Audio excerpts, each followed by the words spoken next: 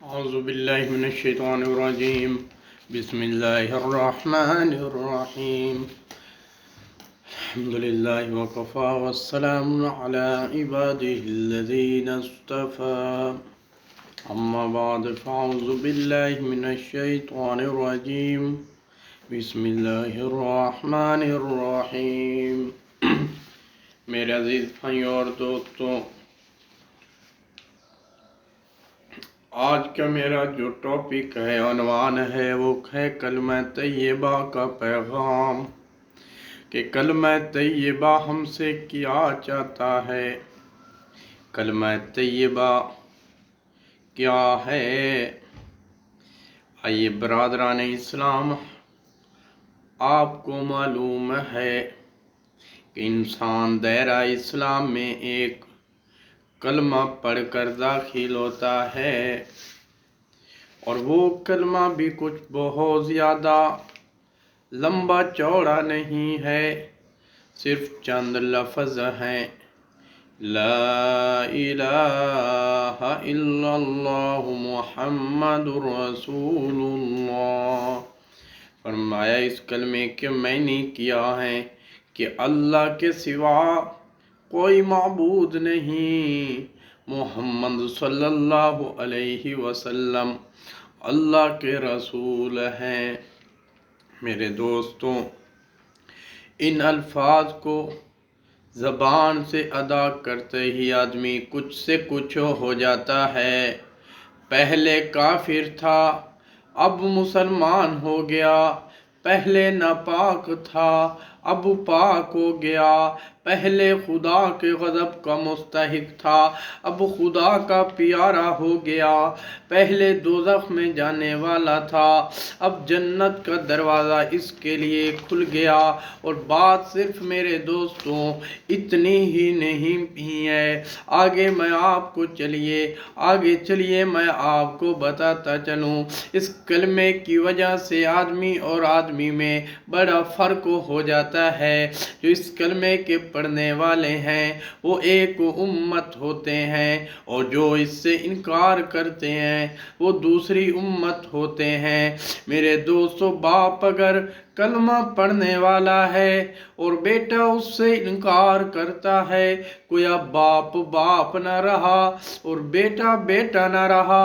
باپ کی جائیداد سے اس بیٹے کو ورثہ نہ ملے گا، ماں اور بہنیں تک اس سے پردہ کرنے لگیں گی۔ غیر شخص اگر کلمہ پڑھنے والا ہے اور اس گھر کی بیٹی بھی آتا ہے تو اس کی اولاد تو اس کے گھر سے ورثہ پائے گی، مگر یہ اپنی صلب کا بیٹا صرف اسی وجہ سے کہ کلمے کو نہیں مانتا، غیروں کا غیر بن جاتا ہے۔ گویا یہ کلمہ ایسی چیز ہے میرے دوستوں جو غیروں کو ایک دوسرے سے ملا دیتی ہے اور اپنوں کو ایک دوسرے سے کاٹ دیتی ہے۔ حتیٰ کہ اس کلمے کا زور اتنا ہے میرے دوستوں کہ خون اور رحم کے رشتے بھی اس کے مقابلے میں کچھ نہیں۔ میرے دوستوں، اب ذرا اس بات پر غور کیجئے نا، یہ اتنا بڑا فرق جو آدمی اور آدمی میں ہو جاتا ہے، یہ آخر ہوتا کیوں ہے؟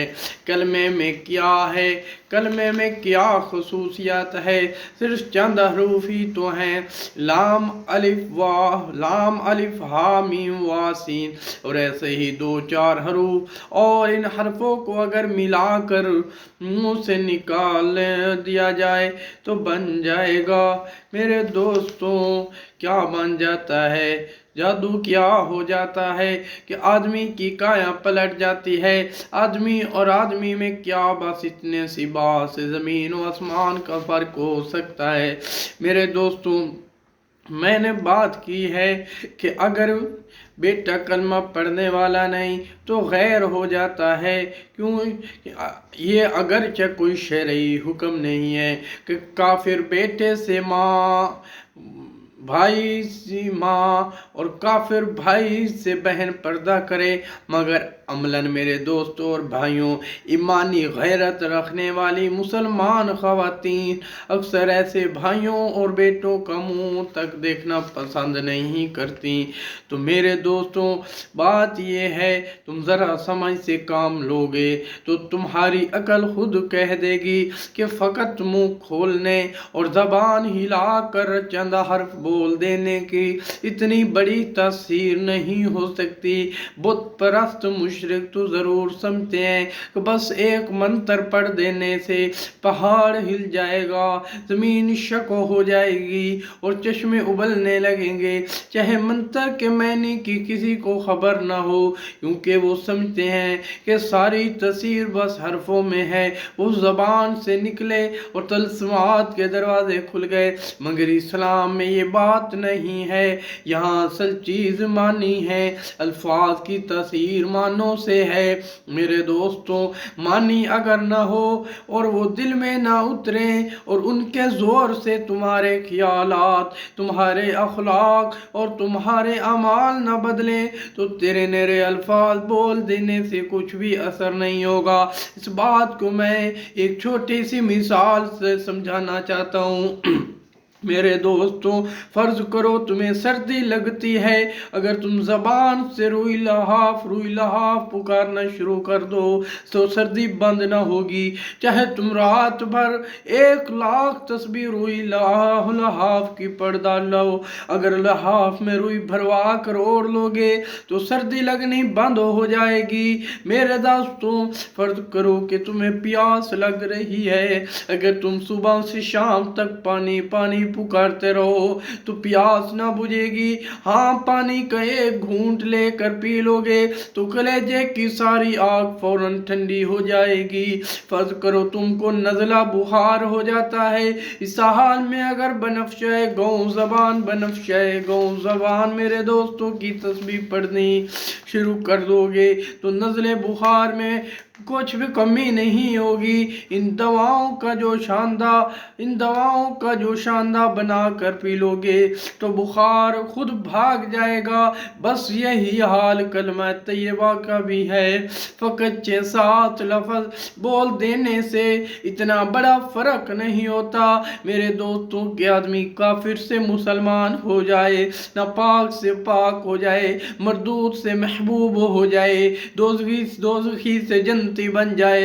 یہ فرق میرے دوستوں اس طرح ہوگا کہ پہلے ان الفاظ کا مطلب سمجھو اور وہ مطلب تمہارے دل میں اتر جائے، پھر مطلب کو جان بوجھ کر جب تم ان الفاظ کو زبان سے نکالو تو تمہیں اچھی طرح یہ احساس ہو کہ تم اپنے خدا کے سامنے اور ساری دنیا کے سامنے کتنی بڑی بات کا اقرار کر رہے ہو، اور اس اقرار سے تمہارے اوپر کتنی بڑی ذمہ داری آ گئی ہے۔ پھر یہ سمجھتے ہوئے جب تم نے اقرار کر لیا تو اس کے بعد تمہارے خیالات پر، تمہاری ساری زندگی پر اس کلمے کا قبضہ ہو جانا چاہیے۔ پھر تم کو اپنے دل و دماغ میں کسی ایسی بات کو جگہ نہ دینی چاہیے جو اس کلمے کے خلاف ہو۔ پھر تم کو ہمیشہ کے لیے بالکل فیصلہ کر لینا چاہیے کہ جو بات اس کلمے کے خلاف ہے وہ جھوٹی ہے اور یہ کلمہ سچا ہے۔ پھر زندگی کے سارے معاملات میں یہ کلمہ تمہارا حاکم ہونا چاہیے۔ اس کلمے کا اقرار کرنے کے بعد دوستو، تم اس کلمے کے پابند ہو، جو وہ کہے اس کو کرنا پڑے گا۔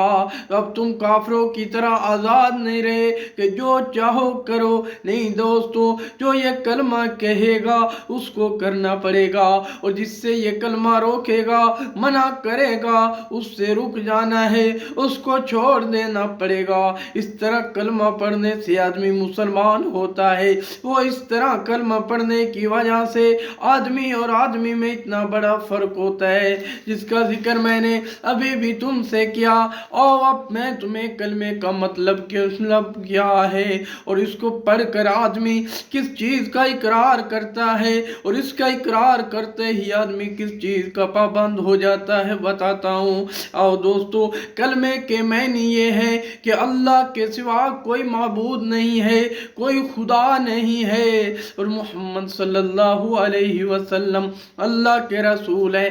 کلمے کے معنی الہ معنی کہ میرے دوستوں ذرا توجہ کر لینا ہے۔ کلمے میں الہ کا جو لفظ آیا ہے اس کے معنی خدا کے ہیں۔ خدا اس کو کہتے ہیں جو مالک ہو، حاکم ہو، خالق ہو، پالنے والا ہو، پوسنے والا ہو، دعاؤں کا سننے اور قبول کرنے والا ہو، اور اس کا مستحق ہو کہ اس کی عبادت کی جائے۔ اب جو تم نے لا الہ الا اللہ کہا تو اس کے معنی یہ ہوئے کہ اول تم نے یہ اقرار کر لیا کہ یہ دنیا نہ تو بے خدا کے بنی ہے اور نہ ایسا ہی ہے کہ اس کے بہت سے خدا ہو، بلکہ دراصل اس کا خدا ہے اور وہ خدا ایک ہی ہے، اور اس ایک ذات کے سوا کوئی خدائی کسی کی نہیں ہے۔ دوسری بات جس کا تم نے کلمہ پڑھتے ہی اقرار کیا ہے وہ یہ کہ وہی ایک خدا تمہارا سارے جہان کا مالک ہے، تم اور تمہاری ہر چیز، دنیا کی ہر شے اس کی ہے، خالق وہ ہے، رازق وہ ہے، زندگی اور موت اس کی طرف سے ہے، مصیبت اور راحت بھی اسی کی طرف سے ہے، جو کچھ کسی کو ملتا ہے اسی کی طرف سے ملتا ہے۔ میرے دوستوں، اصل میں دینے والا حقیقت میں وہی ہے، جو کچھ کسی سے چھینا جاتا ہے اس کا چھیننے والا بھی حقیقت میں وہی ہے۔ ڈرنا چاہیے تو اس سے، مانگنا چاہیے تو اس سے، سر جھکانا چاہیے تو اس سے، اس کے معنی سامنے عبادت اور بندگی کی جائے اسی کی۔ اس کے سوا ہم کسی کے بندے اور غلام نہیں ہیں، اور اس کے سوا کوئی ہمارا آقا اور حاکم نہیں ہے۔ ہمارا اصلی فرض یہ ہے کہ اسی کا حکم مانے اور اسی کی قانون کی پیروی کریں۔ میرے دوستوں، یہ عہد و پیمان جو لا الہ الا اللہ پڑھتے ہی تم اپنے خدا سے کرتے ہو، اور میں نے بھی یہ کیا ہے اور ساری دنیا کو گواہ بنا کر کرتے ہو، اس کی خلاف ورزی کرو گے تمہاری زبان، تمہارے ہاتھ پاؤں، تمہارا رونگٹنا اور زمین و آسمان کے ایک ایک ذرہ جس کے سامنے تم نے جھوٹا اقرار کیا تمہارے خلاف خدا کی عدالت میں گواہی دے گا، اور تم ایسی بے بسی کے عالم میں وہاں کھڑے ہوگے کہ ایک بھی گواہ تم کو صفائی پیش کرنے کے لیے نہ ملے گا۔ کوئی وکیل یا کوئی بیرسٹر وہاں تمہاری طرف سے پیروی کرنے والا نہ ہوگا، بلکہ خود وکیل صاحب اور بیرسٹر صاحب جو دنیا کی عدالتوں میں قانون کی الٹ پھیر کرتے پھرتے ہیں، یہ بھی وہاں تمہاری طرح بے بسی کے عالم میں کھڑے ہوں گے۔ وہ عدالت ایسی نہیں ہے جہاں تم جھوٹی گواہیاں اور جعلی دستاویز پیش کر کے اور یہ غلط پیروی کر کے بچ جاؤ گے۔ دنیا کی پولیس سے تم اپنا جرم چھپا سکتے ہو، خدا کی پولیس سے نہیں چھپا سکتے۔ دنیا کی پولیس رشوت کھا سکتی ہے، خدا کی پولیس رشوت کھانے والی نہیں۔ دنیا کے گواہ جھوٹ بول سکتے ہیں، خدا کے گواہ جھوٹ نہیں بول سکتے، وہ سچے ہیں۔ دنیا کے حاکم بے انصافی کر سکتے ہیں، خدا ایسا حاکم نہیں جو بے انصافی کرے۔ پھر جس خدا جس جیل میں ڈالے گا، جیل میں ڈالے گا، اس سے بچ کر بھاگنے کی بھی کوئی صورت نہیں ہے۔ خدا کے ساتھ، اللہ کے ساتھ جھوٹا اقرار نامہ کرنا بہت بڑی بیوقوفی، سب سے بڑی بیوقوفی ہے۔ جب اقرار کرتے ہو تو خوب سمجھ کر کرو میرے نوجوانوں، اور اس کو پورا کرو، ورنہ تم پر کوئی زبردستی نہیں کہ خواہ مخواہ زبان ہی اقرار کر لو، کیونکہ خالی اقرار محض بیکار ہے۔ میرے دوستو، یہ تھا کلمہ طیبہ کا پہلا جز لا الہ الا اللہ۔ تو انشاءاللہ ابھی میں دوسرا پارٹ بناؤں گا جس کے اندر میں آپ کے سامنے محمد الرسول اللہ رکھوں گا کہ محمد الرسول اللہ پر کے معنی کیا ہے، اور ہم کے پڑھ کر کیا ہم نے کہا ہے، کون یا اقرار کیا ہے۔ تو آپ سے گزارش ہے کہ آپ میرے چینل کو لائک کیجئے، سبسکرائب کیجئے، اور میری ویڈیو کو شیئر بھی کیجئے۔ میرے دوستو، پلیز آپ سے گزارش ہے، کیونکہ نیکی کا کام، نیکی کا بات پھیلانا صدقہ جاریہ ہے، اور اللہ کے نبی نے اس شخص کو دعا دی ہے جو نیکی کی بات پھیلاتا ہے لوگوں کے اندر۔ تو پلیز آپ سے ریکویسٹ ہے چینل کو سبسکرائب کیجئے، لائک کیجئے، شیئر کیجئے تاکہ ہمارے آنے والے ہر نئی ویڈیو آپ تک پہنچ سکے، اور انشاءاللہ میں دوسرا پارٹ بھی بناؤں گا، وہ بھی اب اپلوڈ کروں گا انشاءاللہ، کیونکہ آخر دعوانا الحمدللہ